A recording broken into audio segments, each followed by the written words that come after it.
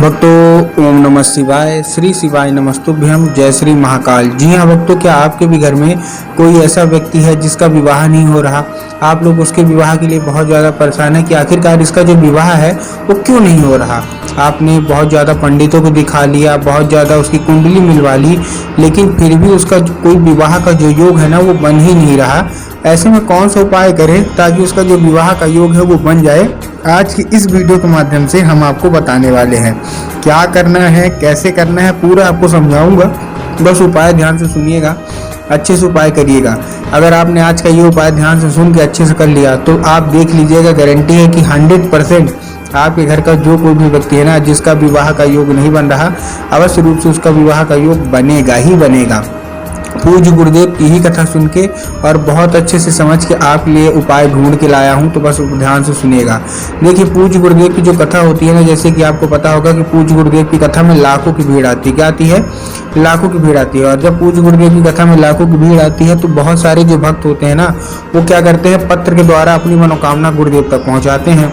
तो अभी गुरुदेव की कथा चल रही थी, 4-5 महीना पहले की बात है, गुरुदेव की कथा चली। और जैसे गुरुदेव की कथा में मतलब बहुत सारे लोग जो थे, भक्त थे, उन्होंने क्या किया, पत्र के द्वारा अपनी मनोकामना गुरुदेव तक पहुंचाई। जब गुरुदेव की कथा में भक्त पहुंचे, उन्होंने मतलब मनोकामना गुरुदेव तक पहुंचाई, तो मात्र जैसे ही लोगों ने बताया, तो जब गुरुदेव के पास पहुंची, जब गुरुदेव ने देखा तो उसमें बहुत सारे लोगों की यही मनोकामना था कि गुरुदेव, हमारे घर का एक लड़का है या लड़की है, उनकी जो उम्र है वो गुजरी जा रही है, किसी की 20 साल, किसी की 25 साल, किसी की 50 साल, ऐसी उम्र हो गई है और उनका जो विवाह का योग है नहीं बन रहा, कृपया करके कोई उपाय बता दें। तब गुरुदेव ने 2 से 3 उपाय बताए और कहा केवल और केवल ये उपाय कर लेना, तुम्हारे घर का जो भी व्यक्ति है ना जिसका विवाह का योग नहीं बन रहा, अवश्य रूप से उसका विवाह का योग बनेगा ही बनेगा।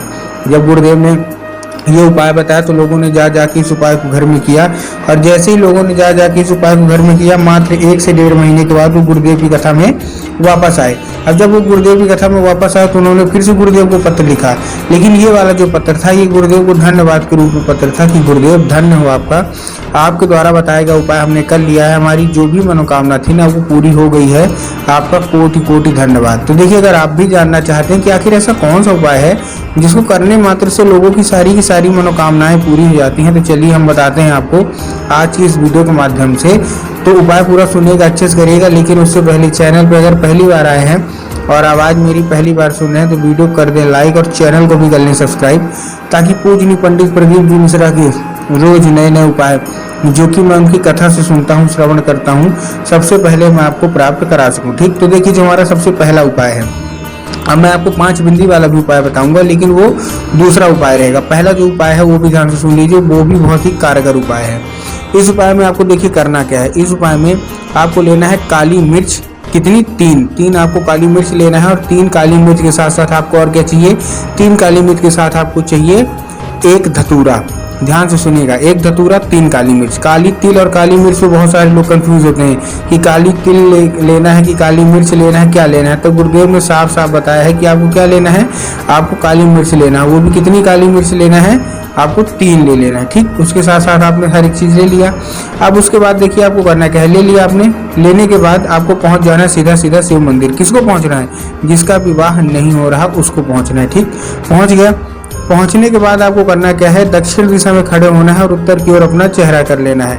अब देखिए, दक्षिण और उत्तर में भी ना बहुत सारे लोग कंफ्यूज होते हैं कि अरे दक्षिण कौन सा होता है, उत्तर कौन सा होता है, हमको थोड़ा साफ साफ बताओ। तब गुरुदेव ने साफ साफ बताया है कि आप जिस भी शिव मंदिर जा रहे हैं उस शिव मंदिर का जिधर साइड जलाधारी होगा आपको अपना चेहरा उधर साइड करके खड़े हो जाना है। ठीक, आप खड़े हो गए।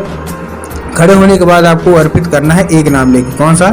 श्रम्भेश्वर महादेव का। तो आपको करना क्या है, आपको श्रम्भेश्वर महादेव का नाम लेके उन्हीं का स्मरण करके आपको चुपचाप क्या कर देना है, अर्पित कर देना है। ठीक, अर्पित कर दिया, बस अपनी जो भी इच्छा है, मनोकामना है, आपको मांग लेना है। पूज्य गुरुदेव कहते हैं कि अगर आपने बस इतना ही कर लिया तो आपको और कुछ करने की जरूरत नहीं पड़ेगी, आपका विवाह अवश्य रूप से संपूर्ण रूप से मतलब पूरा होगा ही होगा।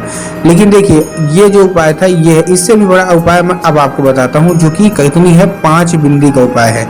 अब आपके दिमाग में आया होगा कि बिंदी मतलब जो लोग लगाते हैं, महिलाएं लगाते हैं, वो बिंदी लेना है। नहीं, आपको वो बिंदी नहीं लेना। आपको बिंदी कौन सा लेना है? चंदन की बिंदी अपने हाथ से बनानी है।